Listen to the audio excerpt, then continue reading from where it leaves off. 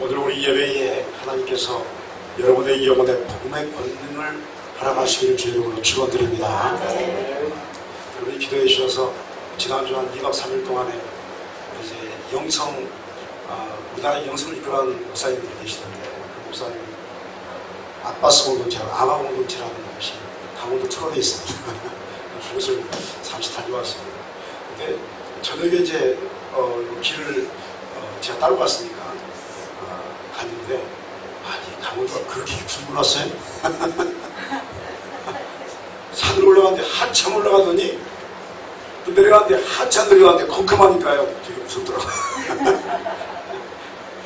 너무 많이 올라가고 너무 깊이 내려가. 그래서 난 누가 2산 정도의 높이면 괜찮겠는데 올짜기로 들어갔는데 이제 그 어수룩한 밤 늦은 밤에 첫날 도착했습니다. 도착했는데 거기에 보니까 이렇게 아가 공동체라는 조그만 공동체가 있어요. 한 만 평 될까요? 조그만 공동체가 있는데 그곳에서 이제 갔는데 목사님들이 또 몇분이 많이 계시고 함께 2박 3일 말씀하고 그런 이야기를 나눴습니다. 그런데 그것을 개최하신 목사님 부부의 이야기를 그날 밤에 들었는데, 하나님께서 30여 년 전에 영성으로 하나님께서 자기를 부르시고 대단한 역사를 시작할 줄 알았대요. 그런데 갑자기 강원도 철원이라는 그 산골짜기에 자기들을 처박아 두시더래요. 할렐루야. 처박아 두시는 것도 의미인 줄 믿습니다. 그곳에서 죽을 똥 살똥 모르고 고생했대요. 천막천고 시작하고 중간에 어려운 일 많이 당하고, 그럼에도 불구하고 끊임없이 기도하면서 왔더니 수많은 사람들이 지금도 그것을 많이 왔다 갔다 하는데, 얼마나 제가 참 은혜를 받았던지. 30여 년 전이면요, 제가 아직 신학을 하기 전이거든요. 신학을 하기 전에 벌써 하나님께 그를 부르셔서 놀라운 그들을 부르셔서 놀라운 일을 발명하시고, 그리고 때가 되니까 하나님께서 드러나게 하신 줄 믿습니다. 사람들이 영혼의 기가를 느끼니까 그곳으로 찾아와서 하나님만, 목사님도 그곳에 모여가지고, 그러면 제가 그곳에 가서 강의한 게 뭔지 아십니까? 여러분들 예수기도 가르쳤어요. 목사님들이 충격을 먹는 거예요. 아니 이걸 어떻게 성공시켰냐고. 지금 동방교회에서도 이 예수기도 와서 성공이 안 돼요. 우리 소년교회는 성공한 줄 믿습니다. 우리 이미 여러분 몇십 년을 앞서간 줄 믿습니다.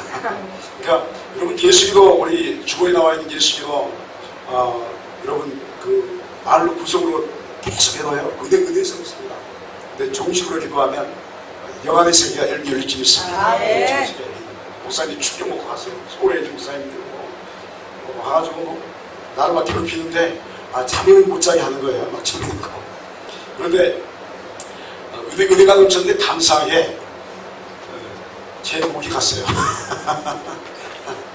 그 강원도에 잤는데 낮에는 덥더라고요. 그래서 이제 너무 괜찮겠다는데 사모님이 같이 이불을 2개를 주시는 거예요.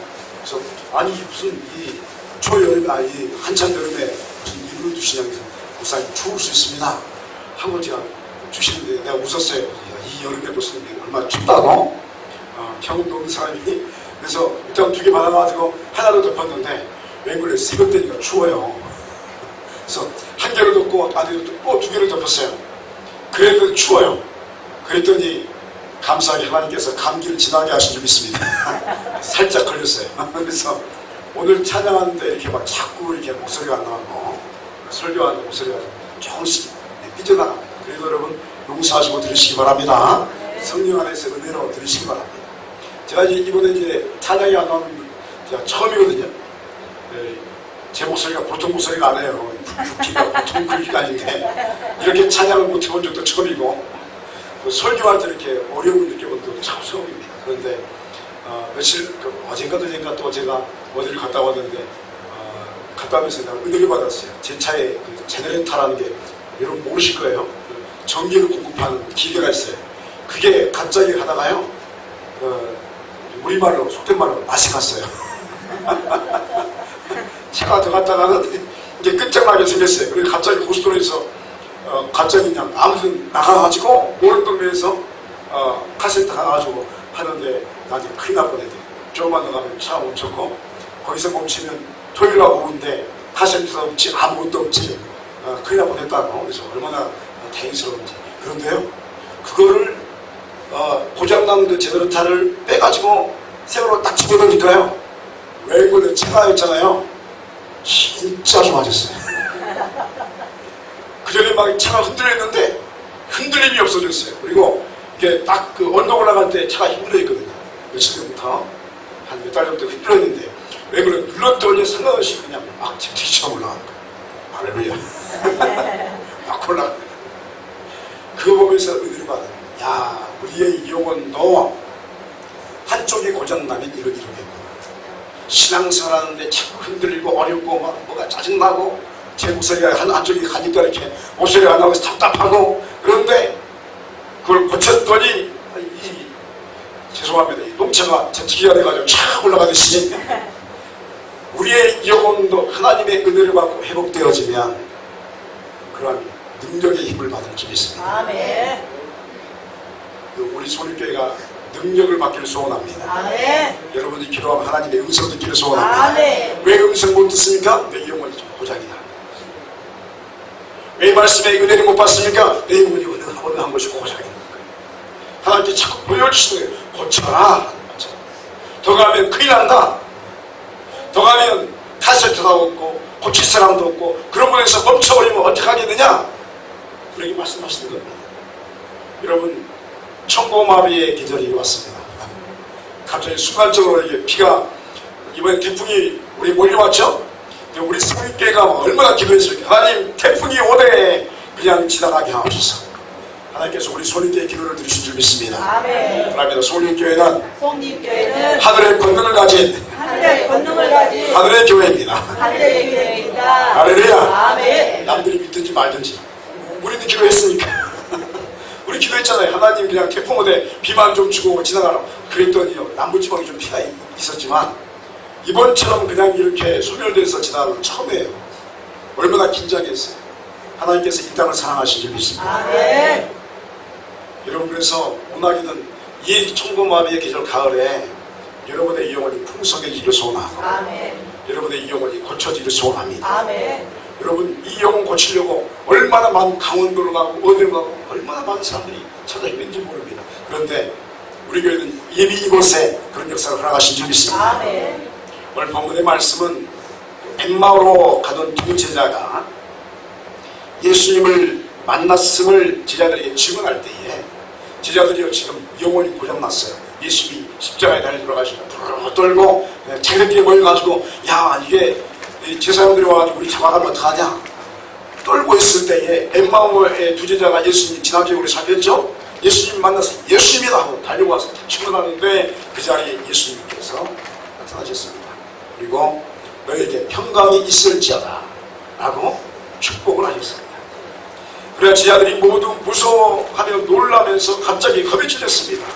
예수님께서 어찌하여 두려워하며 어찌하여 마음에 의심이 일어나느냐 내 손과 발을 보고 나인 줄 알아. 또 나를 만져보라. 영은 살과 뼈가 없을 때 너희 보는 바와 같이 나는 있느니라 라고 말씀하고 있습니다. 그 손과 발을 십자가에 못 박힌 그 흔적이 있는 손과 발을 그대로 보고 있었습니다.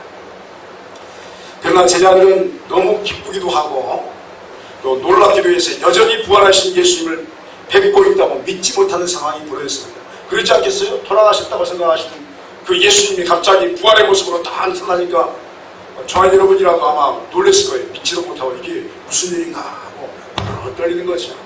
이 예수님께서 여기 무슨 먹을 것이 있느냐라고 물으셨고 제자들이 구운 한 토막의 생선을 주님께 드렸더니 주님이 그것을 잡수시는 것입니다.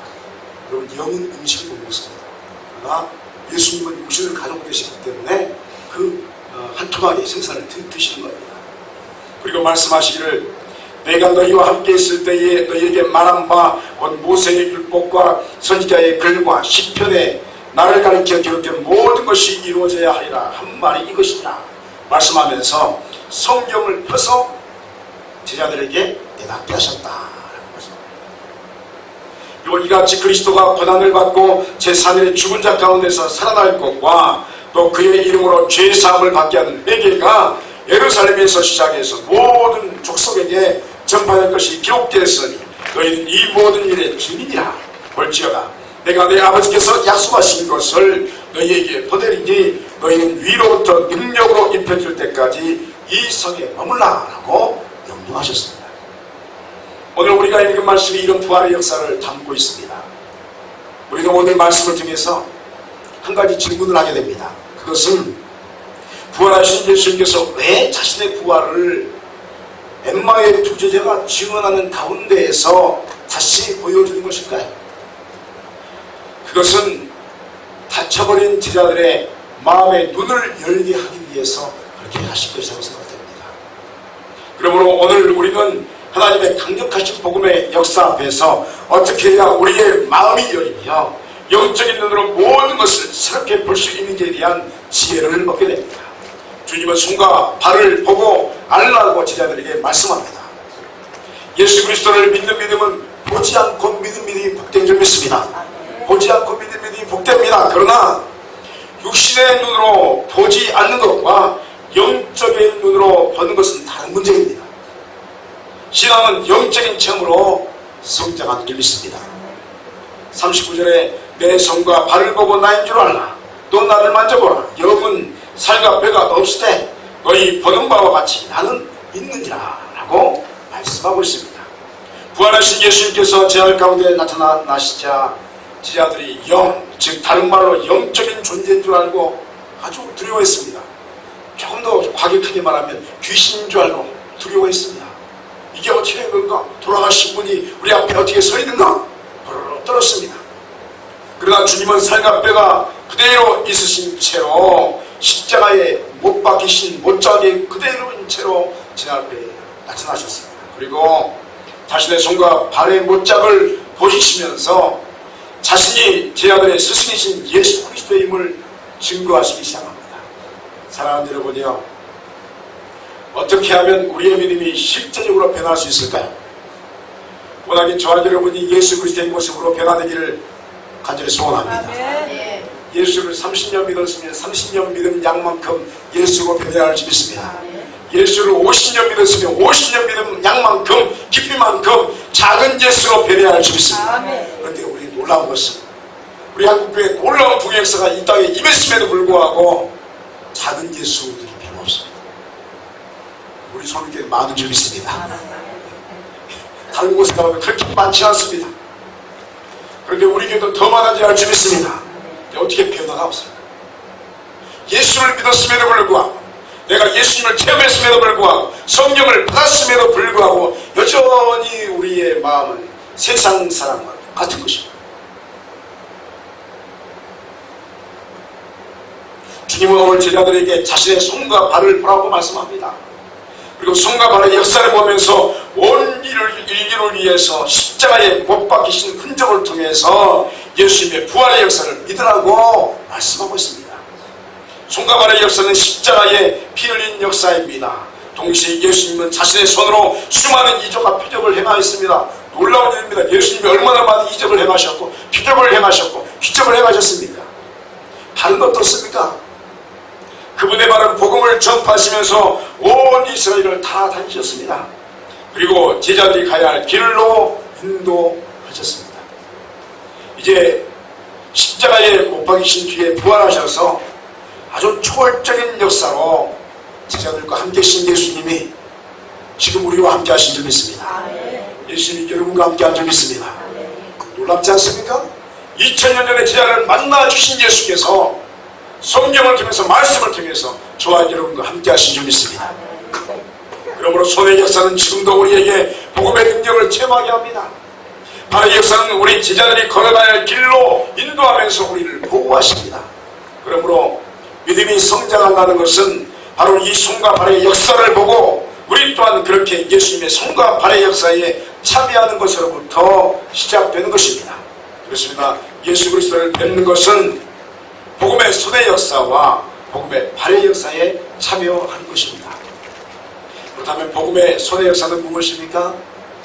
여러분, 우리가 예수 그리스도의 복음을 전파하는 일에 참여할 때 권능이 나타날 줄 믿습니다. 여러분 예수님의 권능을 체험하기를 원하십니까? 전도하시기 바랍니다. 아멘. 전도의 현장에 역사가 일어나는 것입니다. 전도는 거창하게 할 생각을 좀 마음에 적어놓으시고 내 옆에 있는 사람, 내 이웃에게 그리스도의 복음을 전해보시기 바랍니다. 금식하면서 기도하면서 그 영혼을 품고 내가 저 영혼을 구원하기를 원합니다. 결심하고 기도하면서 어느 순간 주께서 때를 주실 때에 그리스도의 복음을 전해보십시오. 하나님의 권능이 나타날 줄 있습니다. 아멘. 세상 사람이 얼마나 강팍한지 모릅니다. 그래서 하나님의 살아계심을 알지 못하면 그들은 예수를 믿지 않습니다. 그래서 그들에게 권능을 나타내 주실 줄 믿습니다. 손의 역사가 그 역사에 참여하는 것입니다. 여러분 발의 역사로 전도의 발걸음과 선교의 발걸음과 헌신의 발걸음을 통해서 우리에게 나타내시는 예수 그리스도의 인도하심의 역사에 함께하는 것입니다. 따라합니다. 하나님의 역사에 참여할 때에 주님을 체험하게 됩니다. 믿으십니까? 아멘. 여러분 기도하면 우리 주님의 음성을 들을 줄 믿습니다. 기도 안 하면 안 돼요. 이게 진리입니다. 보십시오. 하나님께서 역사하시고 음성 주시고 또 우리에게 자비를 베푸시고 은혜를 베푸시는데 그 도구가 기도잖아요. 기도하면 열릴 줄 믿습니다. 기도 안 하면 안 열립니다. 전도하면 하나님의 권능이 나타날 줄 믿습니다. 안 하면 권능의 역사가 일어나지 않습니다. 헌신할 때 하나님께서 함께 하시는 그 놀라운 축복의 역사가 우리의 영혼 가운데 그대로 임할 줄 믿습니다. 동참만 하면 그것도 없습니다. 왜 오늘날 많은 사람들이 하나님이 없다고 말합니까? 그것은요, 여러분 교회가 대중화되면서 문제가 생겼습니다. 교회가 몇만 명 모이니까 이 사람들이 편하게 신앙생활을 작정을 합니다. 나는 예수 믿을 때 편하게 예수 믿겠다. 주일날 한 번만 와서 예배드리고 끝나면 되지 뭐 더 이상 귀찮게 나를. 그래서 한 말이, 목사님 나를 노터치 하십시오. 게시판에 신방하려면 목사님 우리 집에 오지 마세요. 우리 교회는 그런 사람이 없어서 얼마나 감사한지 모릅니다. 제가 다른 교회에 있을 때요, 신방 한번 하려면 얼마나 어려운지 모릅니다. 딱 전화하면, 목사님 왜요? 제 신앙은 내가 책임집니다. 그러니까 상관하지 마세요. 오지 마세요. 내가 알아서 교도 아니고 알아서 헌금하고 알아서 11조하고 알아서 내가 할 테니까 오지 마세요. 그런 이야기를 들을 때요, 막 억장이 무너지는데 저희 영혼이 어찌래요? 여러분의 신앙을 여러분이 책임지시나요? 없습니다. 따라합니다. 나의 믿음은 하나님께서 책임지시고 성령께서 교회를 통해서 붙들어 주십니다. 할렐루야. 예수 앞에 독불지하고 오는 것입니다. 아무리 신령한 목사라 할지라도 예수 앞에 독불지하고 홀로 서 있으면 사탄의 무기가 되는 거예요. 여러분 동물의 왕국 텔레비전 옛날 프로그램인가요? 내 TV에 안 본지 오래돼가지고 동물의 왕국 옛날에 보면 이 사자와 호랑이들이 어떤 먹이를 감을 땅볼 돌입니까? 무리 가운데 있는 이 동물들은 죽지 않습니다. 홀로 떨어져 나오는 동물들은 잡고 죽어요. 영적인 세계도 마찬가지입니다. 그래서 여러분 원하오라기는 우리 손에게 딱 붙어 계시길 바랍니다. 떨어지시면 하시기 바랍니다. 떨어지면 마귀의 반대입니다. 영적인 세계도 마찬가지입니다. 그래서 여러분 원하기는 우리 소리교회를 역사하신 주님의 손과 발의 역사에 여러분 동참하시기 바랍니다. 하나님께서 여러분이 은혜를 주시고 살아계심을 나타내 보여주실 줄 믿습니다. 또한 놀라운 사실은 우리의 마음의 문이 열리면 말씀이 깨달아지게 됩니다. 45절에 이에 그들의 마음을 열어 성경을 깨닫게 하시고 라고 말씀하고 있습니다. 예수님께서 부활하신 후에 제자들에게 말씀을 다시 가르치셨습니다. 이 가르치심은 구약의 처음과 끝까지 언약의 성취를 알려주셨습니다. 이 성취는 예수 그리스도의 십자가와 부활의 역사에 관한 것이었습니다. 바로 구원의 역사를 깨닫게 하셨습니다. 예수님께서 제자들의 마음을 여셨습니다. 제자들의 마음이 열리자 놀랍게도 영적인 깨달음이 임했습니다. 지금까지 알지 못했던 부분이 확실하게 보여지게 됩니다. 그리고 말씀이 성취되어지되 우리의 인생을 회복하시는 역사가 무엇인지 더 분명하게 제자들이 깨닫기 시작합니다. 사랑하는 여러분이요, 여기서 우리가 한 가지 분명히 알아야 할 것이 있습니다. 제 아무리 하나님의 놀라운 역사가 우리에게 은총으로 주어질지라도, 우리말로 옆에 불이 떨어질지라도, 성령의 불이 임할지라도, 여러분, 우리의 마음에 문이 열리지 않으면 주님께서는 그 영혼을 그대로 두십니다. 그러나 하나님은 인격이십니다. 인격이십니다. 여러분을 존중하십니다. 마음의 문이 열리지 않으면 죄 아무리 옆에 불이 떨어지고 놀라운 역사, 기적이 일어날지라도 마음의 문이 열리지 않는 영혼에게는 허락하지 않으십니다. 하나님은 인격이십니다. 마음의 문이 열려야 하나님의 역사를 볼 줄 믿습니다. 마음이 오픈되어야 합니다. 어떤 면에서 마음의 문을 여는 것은 자기 자신의 몫입니다. 하나님이 열어주신 거 아닙니다. 내가 열어야 되는 것입니다. 하나님께서 은혜 주시고 감동 주시면, 그렇습니다 주님, 내가 내 마음을 열고 주 앞에 순종하겠습니다 하고 마음의 문을 열면 하나님께서 여러분의 영혼에 역사하시기 시작할 줄 믿습니다. 열리지 않으면, 오늘 좀 심한 말 하는 건데, 열리지 않으면 그냥 냅두시는 거예요. 내버려 두고 버리시는 거예요.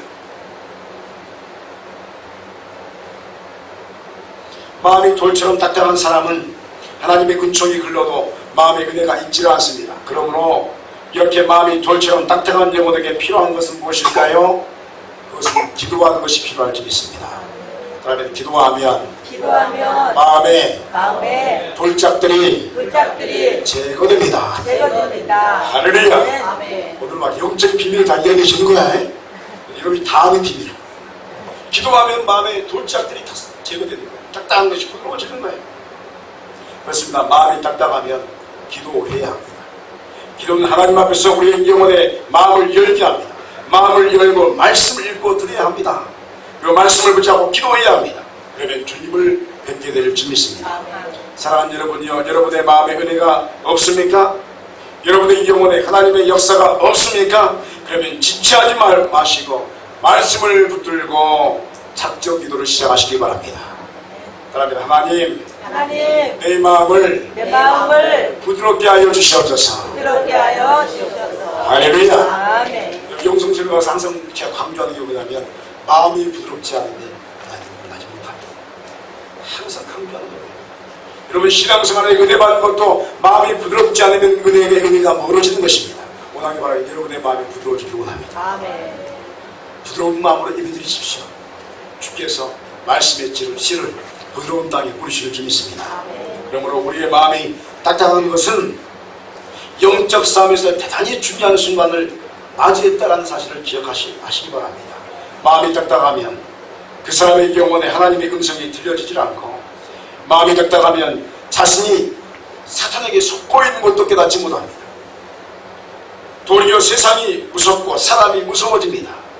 그리고 이 무섭고 두려운 것들로부터 탈피하고 싶어 해서 교회는 형식적으로 다닐지 몰라도 자신의 마음에 세상의 무서운 것들로부터 도피시키려고 마음에 도피처를 찾으면 도리어 숨어버리는 것이 보게 됩니다. 그러나 여러분이요, 이런 마음의 도피처를 찾는 것도 이미 마귀에게 속은 것임을 알아야 합니다. 하나님의 복음의 역사는 우리에게 이와는 반대의 역사를 일으키십니다. 우리의 마음의 실제적인 모습을 보게 하십니다. 따라합니다. 하나님은 직면하게 하십니다. 하나님 피하시는 분이 아니에요. 여러분의 문제를 그대로 보게 하시는 거예요. 성령이 역사하셔서 우리를 말씀을 깨닫게 하시고, 그 깨달음은 나에 대한 깨달음으로 하나님께서 하나씩 말씀하시는 겁니다. 말씀이 깨달아지면 이 말씀의 역사가 우리 인생에 희망을 주기 시작하고 새로운 은총의 세계를 보게 하십니다. 그래서 우리는 말씀의 세계에 들어가서 그 말씀이 직접 어떻게 역사할지를 깨닫고 체험하게 되는 것입니다. 그리고 그 말씀의 깨달음과 자신의 삶이 일치를 이루는 것입니다. 말씀이 내 마음을 지배하고 또 내 마음이 말씀에 순종하면 그 사람은 영적 전쟁에서 승리하게 될지 믿습니다. 여러분, 영적 전쟁에 승리하시길 축원드립니다. 그러면 내 마음이 부드럽고 그 부드러운 마음에 말씀이 임해할 수 있습니다. 그렇다면 영적인 마음이 열린 사람은 무엇을 보게 되는 것일까요? 그것은 죄사함의 역사와 또 성령의 능력이 임하는 것을 직접 체험하고 그 역사에 우리가 동참하게 됩니다. 47절에 또 그의 이름으로 죄사함을 받게 하는 회개가 예루살렘에서 시작하여 모든 족속에게 전파될 것이 기록되었으니 라고 말씀하고 있습니다. 그리고 49절에 볼지어다 내가 내 아버지께서 약속하신 것을 너희에게 보내리니 너희는 위로부터 능력으로 입혀줄 때까지 이 성에 머물라 하시니라 라고 말씀하고 있습니다. 고대의 구약 성서가 기록될 당시에 살았던 히브리인들의 사상 중에는 마음은 심장이다 라고 생각했습니다.